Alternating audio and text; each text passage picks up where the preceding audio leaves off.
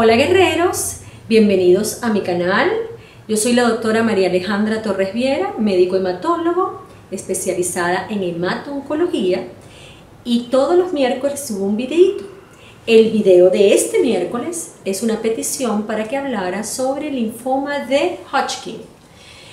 Hay en mi canal, y si quieren lo pueden buscar, lo que se refiere al diagnóstico del linfoma, de qué se trata cuando yo hablo de linfoma, pero este en particular se divide en linfomas de Hodgkin y linfomas no Hodgkin.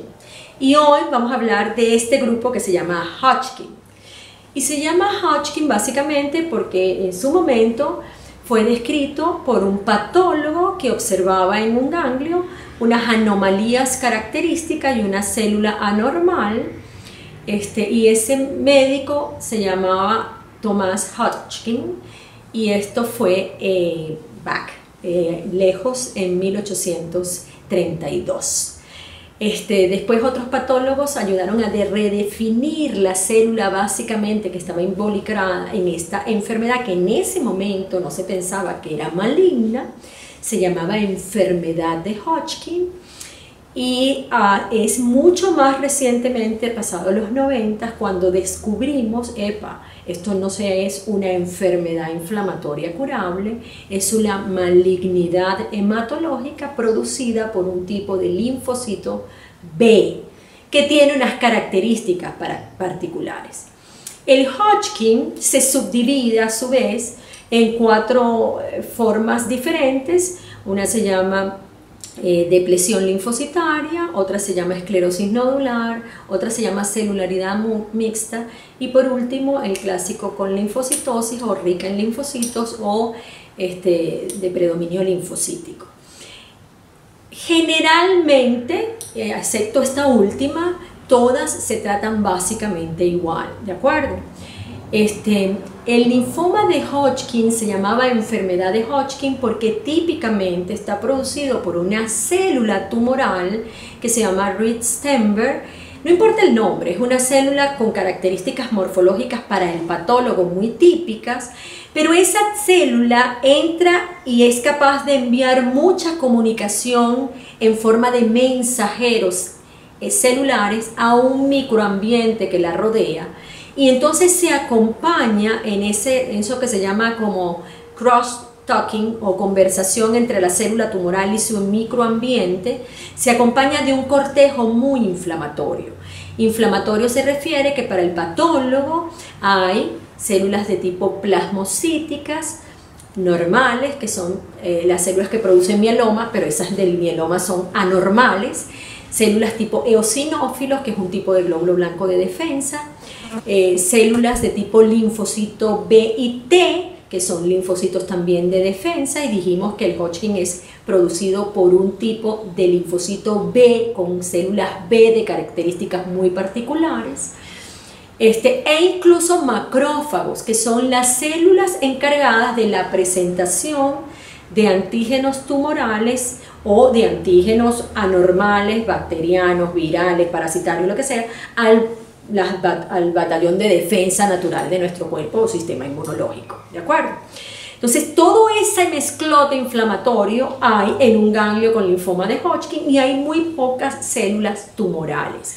Ellas generan este ambiente inflamatorio que forman un patrón característico que el patólogo reconoce y logra clasificar ese linfoma de Hodgkin en estas 4 subvariedades principales.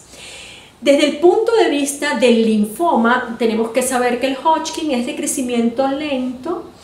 El más frecuente en general es esclerosis nodular, seguido por celularidad mixta, y les decía que se tratan igual. Desde el punto de vista de la enfermedad, crecimiento lento con este cortejo inflamatorio que produce algunas cosas. Por ejemplo, es frecuente que afecte mediastino, que es como un espacio virtual que hay entre pulmón y corazón, donde hay un conjunto de ganglios que son cuarteles de defensa, y puede crecer en forma de una masa grande que entonces comprime un poquito el bronquio principal por detrás o la tráquea arriba, el mediastino superior, y eventualmente el paciente empieza con una tos que la gente interpreta como alérgica, y tose y tose y tose y tose, y no le da fiebre, no le da nada, y el tipo, bueno, es que tiene una alergia, que tiene un goteo posterior, que le den un antitusígeno, ¿sí me explico? En segunda Cosa importante, les decía que en el ganglio puede haber eosinófilos. Los eosinófilos son un tipo de célula que tienen unos gránulos y esos gránulos liberan unos mensajeros, esos gránulos liberan unas estructuras que producen picazón, como cuando uno lo pica un mosquito, esa elevación que se produce por la picadura y esa reacción un poco alérgica que pica está producida por unos gránulos de este tipo de célula o mastocitos o eosinófilos. Y entonces el paciente experimenta picazón en el cuerpo, pero no hay ningún tipo de lesión que provoque la picazón. Parece un mono un poco rascándose y él no sabe qué está pasando y nadie sabe qué está pasando, y de nuevo la primera consulta es dermatológica y esto es alérgico y esto es alguna comida y no sé cuánto y no sé qué más. Eventualmente hay una tríada de linfoma que ya hemos comentado en el pasado, en otros tipos de linfomas de no Hodgkin que hemos conversado, y esa tríada se refiere a los que se llama síntomas B y es pérdida de peso, sudoración nocturna copiosa y febrícula vespertina o nocturna.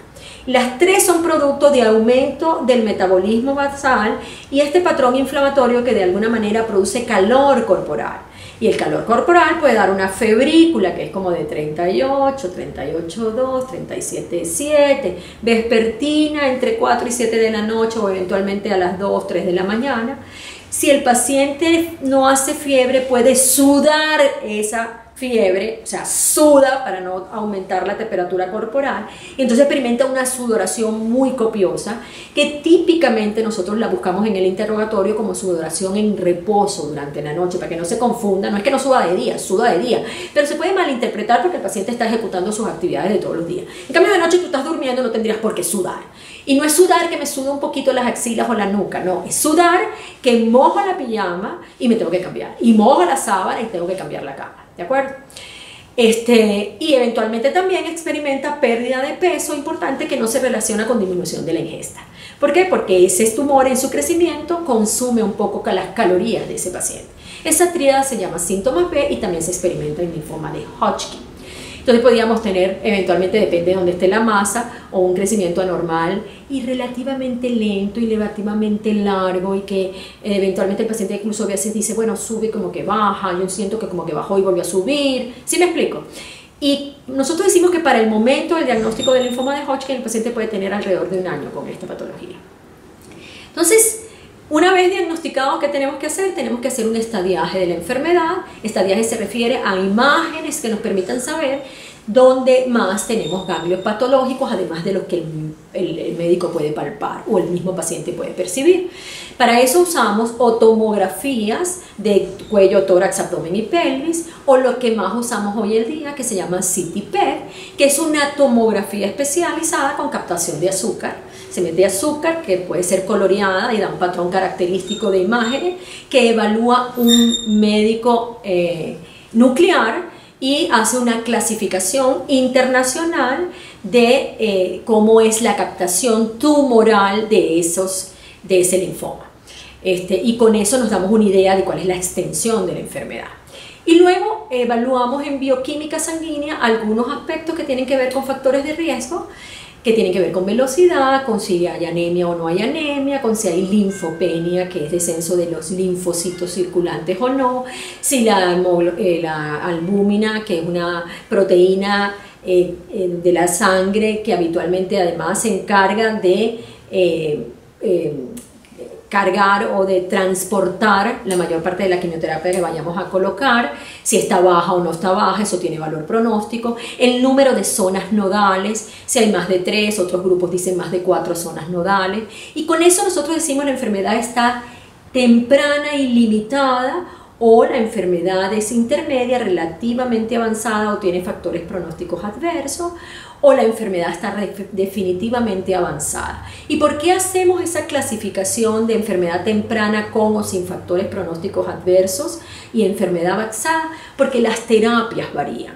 Entonces hay un gold standard internacional para el tratamiento de Hodgkin que se llama ABVD, que incluye doxorubicina, dacarbazina, bleomicina y vinblastina, que la mayoría de los grupos internacionales usamos en estadios tempranos, como el gold standard, Y en estadios avanzados, la mayor parte del mundo usa este mismo esquema, pero un mayor número de ciclos. Y hay un grupo pequeño en Europa, en algunos sitios de América Latina, que utilizamos un esquema que se llama Bicot escalado. Ese esquema es liderado por el grupo alemán, el grupo de Colonia. El jefe de ese grupo es Andreas Enger. Y ese esquema ha demostrado mayor toxicidad, sí, pero uno aprende a manejar esa toxicidad relativa, pero produce mayores tasas de respuestas completas, que es una respuesta completa se refiere a ausencia de enfermedad, mayor tasa de ese tipo de respuesta que es la que estamos buscando, mayor tasa de sobrevida libre de progresión y menor tasa de recaídas en el tiempo. Cuando el paciente con Hodgkin recae, habitualmente requiere trasplante autólogo, es decir, trasplante de su propia médula. Y esa circunstancia es más quimio y requiere de un centro especializado de trasplante.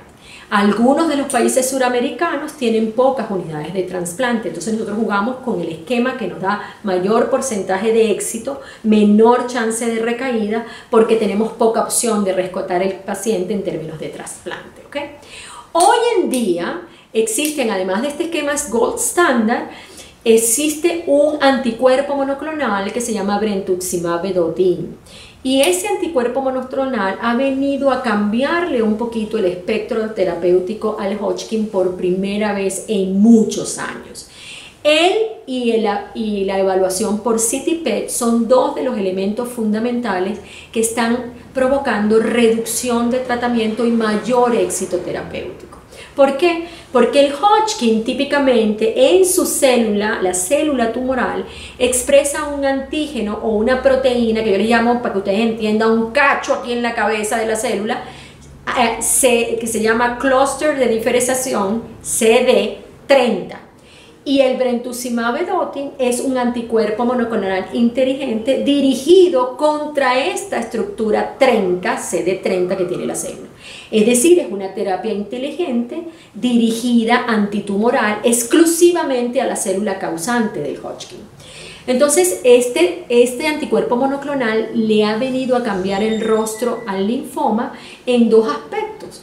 Primero, eventualmente reduciendo la necesidad de terapias, reduciendo algunas de las drogas más tóxicas en las combinaciones estándar, y eso dándole mayores y mejores resultados en términos de sobrevida global, que es un poco lo que todos buscamos.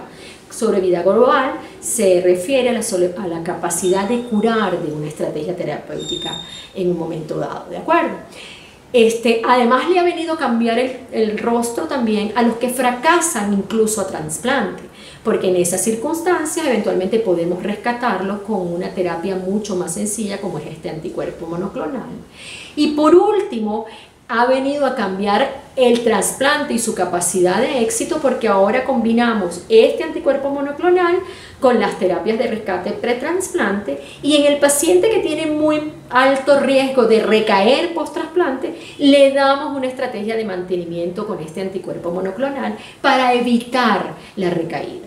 O sea que el espectro terapéutico de los linfomas de Hodgkin es maravilloso. Si unimos eso al CT-PET, que es la forma como evaluamos con imágenes las respuestas que obtenemos al tratamiento administrado, bueno, estamos de maravilla. Porque un paciente en estadio temprano que le tocaba recibir eventualmente 4 ciclos, por ejemplo, de ABVD, de quimio, y después radioterapia, eventualmente ahora, con evaluaciones al segundo ciclo, al cuarto ciclo de CT-PET, si está negativo, la tendencia es omitir la radioterapia. Y cuando omitimos la radioterapia, ¿qué estamos omitiendo? Toxicidad. Entonces, la combinación de nuevas técnicas de imágenes y nuevos anticuerpos monoclonales nos ha puesto al Hodgkin con un altísimo nivel de curabilidad cercano al 90%. Bien expectado, excelente capacidad curativa. ¿Ok? Bueno, guerreros, lo voy a dejar hasta aquí y nos vemos por este canal. Recuerden suscribirse, enviar esto a otros de sus compatriotas, de sus amigos, de sus parientes que pudieran beneficiarse de esta información, y nos vemos aquí, los guerreros y los cuidadores, el próximo miércoles a las 2 de la tarde.